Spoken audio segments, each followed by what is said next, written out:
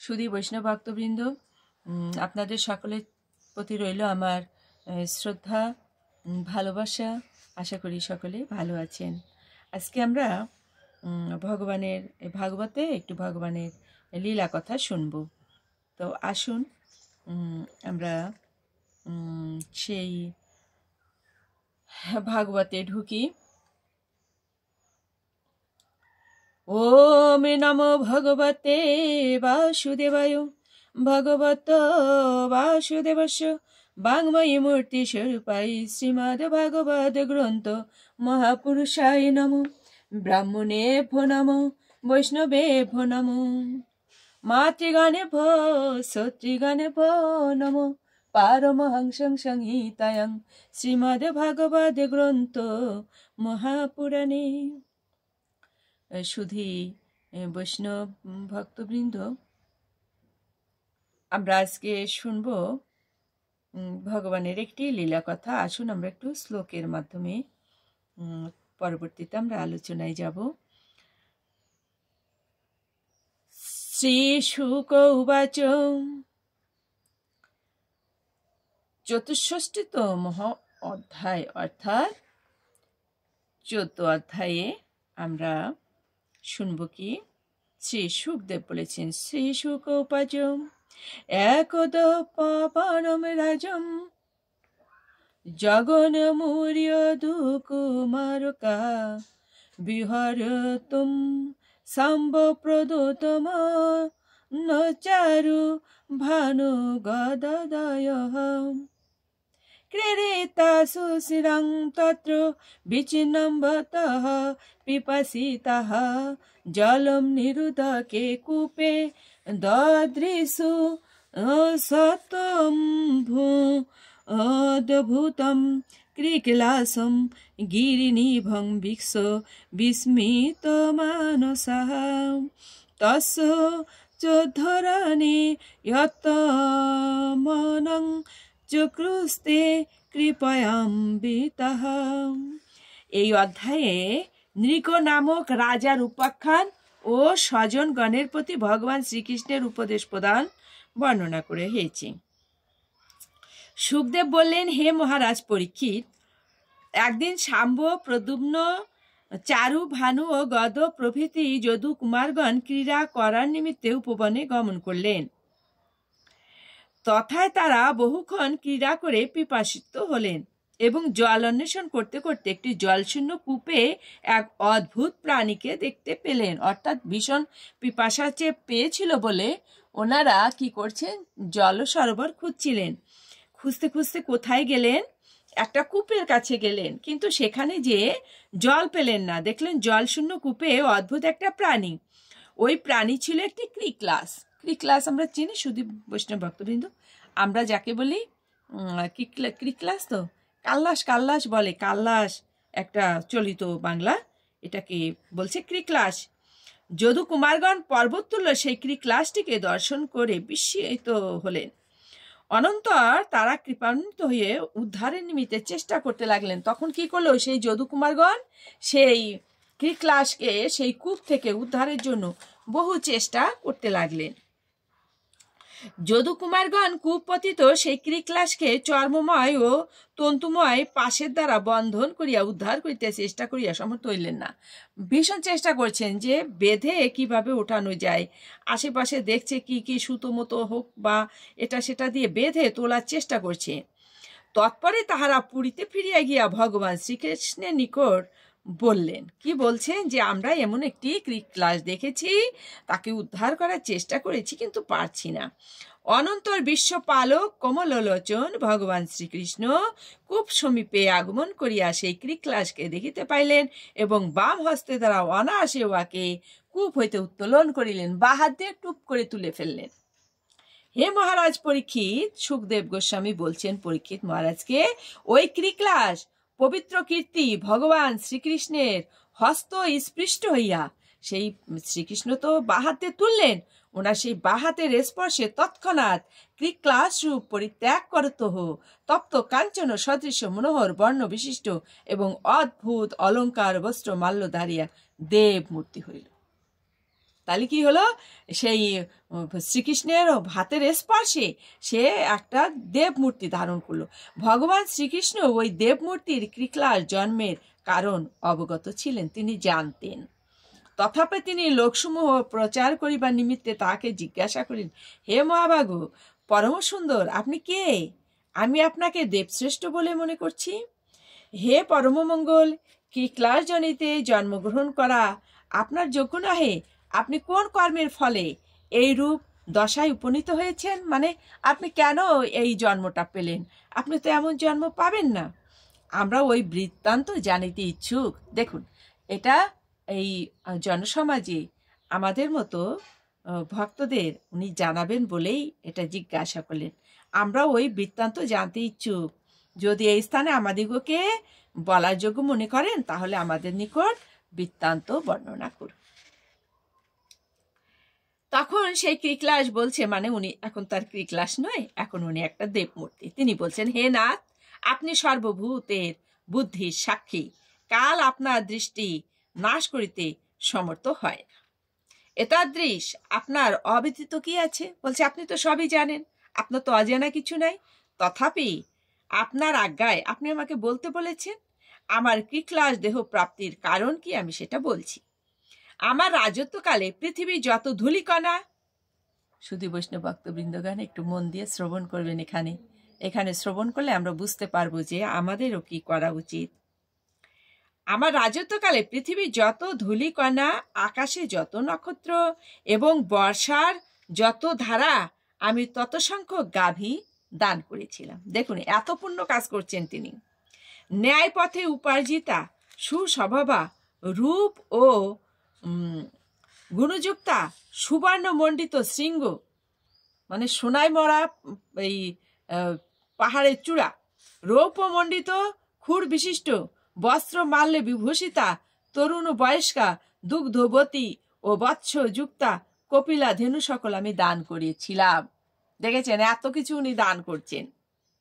যাহারা তপস্যায় বিখ্যাত, বেদ অধ্যাপনায় নিরত ও সাধু, যাহাদের পরিজনগণ ক্লেশ পাইতেছিল, যাহারা গুণবান, চরিত্রবান, সদাচার সম্পন্ন, মত প্রদত্ত অলঙ্কারে বিভূষিত, তাদের যুবক দ্বিজ শ্রেষ্ঠগণকে আমি গো, ভূমি, সুবর্ণ, বাসগৃহ, অশ্ব, হস্তি, দাসীসহ কন্যা, তিল, রৌপ্য, সজ্জা, বস্ত্র, রত্ন, পরিচ্ছদ ও রথ সমূহ প্রদান করেছিলাম। এগুলো উনি দান করছে। আমি প্রধান প্রধান যজ্ঞ সমূহের সহিত অগ্নিহত্রাদি ইষ্ট কর্ম ও কূপ খননাদি পূর্ত কর্ম করেছিলাম। তার মানে উনি কত পুণ্য কাজ করেছেন সেটা বলছেন। হে প্রভু, এইরূপ সৎকর্মের অনুষ্ঠান করিয়া আমি কাল অতিবাহিত করিতেছিলাম, মানে সময় আমি অতিবাহিত করছিলাম। এই অবস্থায় আমার যে সংকট উপস্থিত হইয়াছিল তাহা শ্রবণ করুন।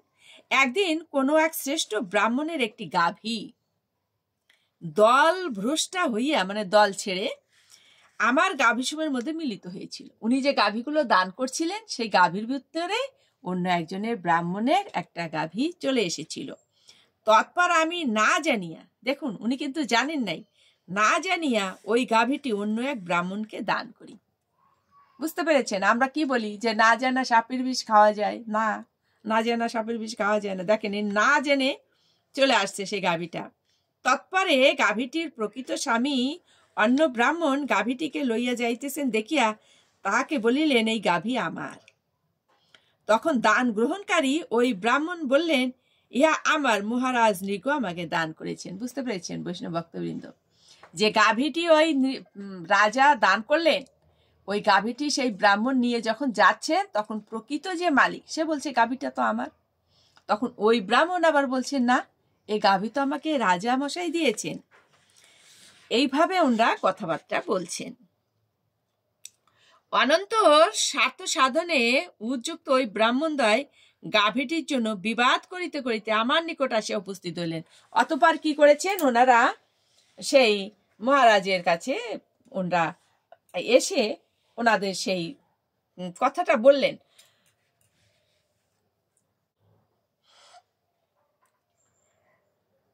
প্রতিগ্রাহী ব্রাহ্মণ আমাকে বললেন, আপনি দাতা, আর গাভীর প্রকৃত স্বামী আমাকে বললেন, আপনি অপহর্তা। তা শুনে আমি ব্যাকুল হয়ে পড়লাম। মানে আপনি নিয়েছেন, এটা বললে আমার খুব খারাপ লাগলো। তখন এইরূপ ধর্মসংকট উপস্থিত হয়, আমি ওই দুই ব্রাহ্মণের নিকটেই বিস্তর অনুনয় বিনয় করলাম। মানে রাজা বলছেন, আমি দুজনকেই খুব অনুনয় করলাম। আমি বললাম, আপনাদের মধ্যে একজনকে আমি 1,00,000 উৎকৃষ্ট গাভী প্রদান করব, যিনি গ্রহণ করবেন তিনি অপরকে এই গাভীটি প্রদান করুন। আমি না জেনে এই কার্যটা করেছি, আপনারা আমাকে অনুগ্রহ করুন। আমি অশুচি নরকে পতিত হইতে উদ্যত হয়েছি। বুঝতে পেরেছেন? না জেনেও সেই গাভীটা আসছে। এখন রাজা এটা বুঝতে পারছেন যে আমি অশুচি নরকে চলে যাব।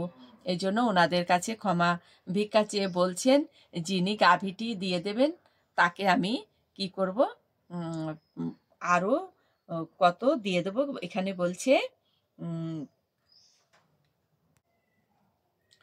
1,00,000 গাভী দিয়ে দেব। আমি অশুচি নরকে পতিত হইতে উদ্যত হয়েছি, আপনারা আমাকে এই ধর্ম সংকট থেকে উদ্ধার করুন। হে রাজন, আমি 1,00,000 গাভী চাহি না। তখন সে বলছে, চাই না। এই কথা বলে গাভীর প্রকৃত যিনি স্বামী তিনি চলে গেলেন। আর প্রতিগ্রাহী ব্রাহ্মণই এই গাভীর পরিবর্তে আমি আপনা কর্তৃক উক্ত 1,00,000 এবং আরো 10,000 গাভী দিল, আমি ওই সকল লইতে ইচ্ছা করি না। এইরূপ বলিয়া মত প্রদত্ত গাভীটিকে পরিত্যাগ করতে প্রস্থান করিলেন। সেই গাভী পেলে উভয়েই চলে গেলেন। হে দেবদেব, হে জগৎপতে, হে ভগবান, ইহার পর আমার আয়ু ক্ষয় হইলে পরে যমদূতগণ আমাকে যমালয়ে নিয়ে চলে গেলেন। সুধী বৈষ্ণব ভক্তগণ, দেখুন তিনি কোথায় গেলেন? যমালয়ে গেলেন। তথায় যমরাজ আমাকে জিজ্ঞাসা করলেন, হে রাজন, আপনি পূর্বে অশুভ কর্মফল ভোগ করবেন না শুভ কর্মফল ভোগ করবেন? দেখুন, এখানে আমাদের কিন্তু একটা জানার বিষয় আছে। আপনি যখন মারা যাবেন এবং যমালয়ে যাবেন, আপনাকে প্রশ্ন করা হবে যে আপনি কোন কর্মটা আগে নেবেন, শুভ কর্মের ফল না খারাপ কর্মের ফল? আপনি শুভ কর্মের ফলটা আগে চাইবেন। এখানে দেখুন ইনি কি বলছেন, ইনি ভুল করেছেন রাজা। তো রাজাকে জিজ্ঞাসা করছেন যমরাজা যে, হে রাজন, আপনি পূর্বে অশুভ কর্মফল ভোগ করবেন না শুভ কর্মফল ভোগ করবেন? ওনার তো অনেক পুণ্য কর্ম আছে, আর পাপের ফল হচ্ছে অল্প একটু। তা আপনি কোনটা আগে ভোগ করবেন? আমি আপনার দান ধর্মের ও তদুপার্জিত দীপ্তিমান স্বর্গাদি লোকের অন্ত দেখিতে পাইতেছি না। আমি বললাম, হে যমরাজ, আমি পূর্বে অশুভ কর্মফল ভোগ করব। এই জন্য উনি কি করলেন? আগে অশুভ কর্মফলটাই ভোগ করতে চাইলেন। তখন যমরাজ আমাকে বললেন, তাহলে আপনি পতিত হউন। এই বলে কি হলো, হে প্রভু শ্রীকৃষ্ণ, আমি তখন পতিত হইয়া নিজেকে কৃক্লাস রূপে পরিণত হইতে দেখিলাম। এবং সেই কর্মের ফল কি হলো? উনি একটা কাল্লাস অর্থাৎ কৃক্লাস হয়ে গেলেন। হে কেশব, ব্রাহ্মণের হিতকারী দাতা, আপনার দাস ও আপনার দর্শন প্রার্থী বলে আমার স্মরণ শক্তি আজও পর্যন্ত বিনষ্ট হয় নাই। দেখেছেন, পুণ্যকর্ম করেছেন বলেই ওনার সেই স্মৃতিগুলো মনে ছিল। হে বিভো, যাহার মুক্তি লাভ হয় তাহার যিনি দর্শনীয় হইয়া থাকেন, আর যোগেশ্বরগণ বেদান্ত শ্রবণজনিত জ্ঞান দৃষ্টির দ্বারা নির্মল হৃদয়ে যাহাকে ধ্যান করিয়া থাকেন, ইন্দ্রিয় জনিত জ্ঞানের অতি সেই সাক্ষাৎ পরমাত্মা, আপনি কি প্রকারে এই স্থানে পুনঃ পুনঃ জন্মমরণ দুঃখে অল্প বুদ্ধি আমার নয়নগোচর হইলেন? অহো, আমার কি সৌভাগ্য! বলছে, আমার কি সৌভাগ্য যে আপনি এখানে এলেন আর এসে আমাকে উত্তোলন করলেন। হে দেবদেব, হে জগন্নাথ, হে গোবিন্দ, হে পুরুষোত্তম, হে নারায়ণ, হে ঋষিকেশ, হে পুণ্যশ্লোক, হে অচ্যুত, অব্যয়, হে প্রভু, হে শ্রীকৃষ্ণ, আমি দেবলোকে যাইতে উদ্যত হয়েছি। এখন তো উনি দেবলোকে যাচ্ছেন। আপনি আমাকে অনুমতি প্রদান করুন, আমি যে স্থানেই থাকি আমার চিত্ত যেন আপনার শ্রীচরণে নিবিষ্ট থাকে। সুধী বৈষ্ণব ভক্তগণ, আমাদেরও এমন প্রার্থনা, হে প্রভু, আমরা যেখানে যে অবস্থায় থাকি না কেন, আমাদের স্মরণ মনন বন্দন সব সময় যেন তোমার চরণকে ঘিরে হয়। তারপরে কি বলছে, হে ভগবান, বিশ্বকারণ, বৃহৎস্বরূপ, অনন্ত শক্তিযুক্ত, সর্বভূতের আশ্রয় এবং ইষ্টপুত্রাদি কর্মের ফলদাতা আপনি শ্রীকৃষ্ণ, আপনাকে পুনঃ পুনঃ নমস্কার। হে মহারাজ পরীক্ষিত, নৃগ এইরূপ বলেই ভগবান শ্রীকৃষ্ণকে প্রদক্ষিণ করলেন। প্রদক্ষিণ করে স্বীয় কিরীটির দ্বারা তাহার পাদদায় স্পর্শ করলেন। কিরীটি মানে কি? মুকুট। ওনার মাথায় যে মুকুট ছিল সেই মুকুট দ্বারা কি করলেন? ভগবানের চরণে স্পর্শ করলেন। তারপরে ওনার অনুমতি নিয়ে জনগণের সম্মুখে শ্রেষ্ঠ দিব্য বিমানে আরোহণ করে কি করলেন? তৎপর ব্রাহ্মণের হিতকারী দেবতা ধর্মাত্মা দেবকী নন্দন ভগবান শ্রীকৃষ্ণ ক্ষত্রিয়গণকে শিক্ষা দেবার নিমিত্তে পরিজনকে বলতে লাগলেন। এবার ভগবান কি করছেন? এবার তিনি উপদেশ দিচ্ছেন, যে উপদেশটা আমাদের জন্য। অহ, ব্রাহ্মণের ধন অল্পমাত্র ভোগ করা হইলে উহা অগ্নির ন্যায় অতি তেজস্বী ব্যক্তিগণের জীর্ণ করা দুঃসাধ্য হয়। দেখেছেন, ব্রাহ্মণগণের কোনো ধন বা কোনো কিঞ্চিত পরিমাণ হলেও সেটা অন্যায়ভাবে নেওয়া যাবে না। সেটা কি হবে? অগ্নির ন্যায় সেটা তেজস্বী হবে, সেটাকে জীর্ণ করা সাধ্য নয়। যাহারা নিজেকে ঈশ্বর বলিয়া মনে করে তাদৃশ রাজগণের যে ব্রহ্মস্বর জীর্ণ করা দুঃসাধ্য, তাহাতে আর বক্তব্য কি? আমি হলাহল বিষকে বিষ বলিয়া মনে করি না, কারণ মন্ত্র ঔষধি দ্বারা ওই হলাহল বিষের প্রতিকার করা যায়। ভগবান বলছেন বিষ কোনো বিষ নয়, হলাহল বিষ তাকে শেষ করা যায় ঔষধ দ্বারা, কিন্তু জ্ঞানীগণ ব্রহ্মশাকে প্রকৃত বিষ বলেছেন। ব্রাহ্মণ বৈষ্ণব এদের ধন বা এদের প্রতি অত্যাচার, এদের প্রতি অপরাধ, এই জন্য বলছে বৈষ্ণব অপরাধ ক্ষমার অযোগ্য, যেহেতু পৃথিবীতে এর কোনো প্রতিকার নাই। বিষ কেবল ভোক্তাকেই বিনাশ করে, আর অগ্নি নিকস্ত বস্তুর দাহক জলের দ্বারা প্রশমিত হয়, কিন্তু বিপ্রধান রূপ কাষ্ঠ হইতে উৎপন্ন পাপ রূপ অগ্নি পিতৃ মহাদি মূলের সহিত বংশকে দগ্ধ করিয়া থাকে। বলছে বিষ খেলে শুধু যে খাবে সেই শুধু ধ্বংস হবে, আর এই যে ব্রহ্মস্বরূপ যে ধন সম্পদ বা সেই ব্রাহ্মণের প্রতি অন্যায় অত্যাচার এগুলো করলে বলছে ওগুলো তাকে নিজেকে যে করবে সে তো ধ্বংস হবেই, তার পিতা মহাদি পর্যন্ত ধ্বংস হয়ে যাবে। অনুমতি না নিয়ে ব্রহ্মস্ব উপভোগ করলে উহা উপভোগকারী এবং তার পুত্র পৌত্র এই 3 পুরুষকে বিনাশ করে থাকে। বুঝেছেন সুধী বৈষ্ণব ভক্তগণ? আর হঠাৎ বলপূর্বক রাজাদির সাহায্যে ব্রহ্মস্ব উপভোগ করলে উহা পিতৃ মহাদি ঊর্ধ্বতত 10 পুরুষকে পুত্র পুত্রাদি অধন স্তন 10 পুরুষকে বিনাশ করিয়া থাকে। ব্রহ্মস্ব অন্যায়ভাবে গ্রহণ করিলে উহা নরকপ্রদ হয়। রাজ ঐশ্বর্য মত্ততায় অন্ধ হইয়া, মানে রাজা হলাম আমি বা আমি শক্তিশালী, এই গর্বে অন্ধ হয়ে যদি ব্রাহ্মণদের প্রতি অত্যাচার করা হয়, তাদের ধন সম্পদ লুট করা হয়, কিঞ্চিত পরিমাণ ধন নিলেও তার ক্ষমা নাই। তদ্দেশ ব্রহ্মস্ব গ্রহণ সঙ্গত মনে করে সেই সকল আজ্ঞা রাজা নিজেদের সর্বনাশ দেখিতে পায় না। দানশীল সপরিবার ব্রাহ্মণগণের বৃত্তি রাজগণ কর্তৃক অপহৃত হইলে তাহারা যে রোদন করেন, তাহাদের ওই অশ্রু বিন্দু সমূহ যত ধূলিকণা অভিষিক্ত করে, ব্রহ্মস্ব অপহরণকারী রাজগণে পুত ভিত্রাদি পরিজনগণ তত বৎসর কুম্ভীপাক নরকে পচ্যমান হয়।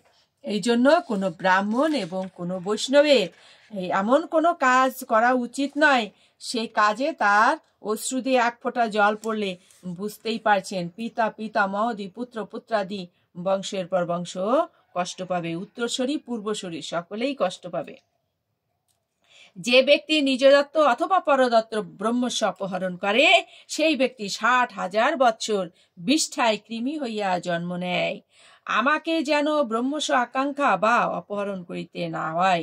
ভগবান বলছে আমাকে যেন এই কাজ করতে না হয়। রাজগণ ব্রহ্মস্ব আকাঙ্ক্ষা করিয়া এই জন্মে অল্প আয়ু রাজুত হইয়া পরজন্মে লোকের উদ্বেগজনক সর্বজনী প্রাপ্ত হইয়া থাকে। কি হয়? তারা সর্বজনী পায়। আগে বলছে বিষ্ঠায় কৃমি হয়, পরবর্তীতে বলছে সর্পজনী পায়। ব্রহ্মস্ব অপহরণ করে যে অশেষ দুর্গতি হয়ে থাকে, তার বলবো কি? হে স্বজনগণ, ব্রাহ্মণ অপরাধ করিলেও তোমরা তাহার অনিষ্ট আচরণ করবে না। বলছে ব্রাহ্মণ অন্যায় করতে পারে, কিন্তু তোমরা সেটা করবে না। ব্রাহ্মণ বধ করতে কিংবা বহু অভিসম্পাদ করতে উদ্যত হলেও তোমরা তাহাকে সতত নমস্কার করিবে। অর্থাৎ ব্রাহ্মণ তোমার পরে রেগে গেলেও তুমি যেন কখনোই ব্রাহ্মণের পরে আচরণ খারাপ করবে না। আমি যেরূপ সর্বদা সাবধান হইয়া ব্রাহ্মণগণকে প্রণাম করি, অর্থাৎ ভগবান নিজে কি করছেন? ব্রাহ্মণকে প্রণাম করছেন, প্রণাম করিয়ে তো আমাদের শিখাচ্ছেন আমাদেরও সেই রূপ করা উচিত। তোমরাও সেই রূপ সাবধান হইয়া ব্রাহ্মণগণকে প্রণাম করিবে। যে ব্যক্তি ইহার অন্যথা করিবে, সে ব্যক্তি আমার নিকট দণ্ড পাইবে, অর্থাৎ শাস্তি পাইবে। ব্রাহ্মণের গাভী যেমন এই নৃগ রাজাকে অধপতিত করেছিল, সেইরূপ ব্রাহ্মণের ধন না জেনে অপহরণ করলেও অহরণকারীকে নিশ্চয়ই অধপতিত করবে।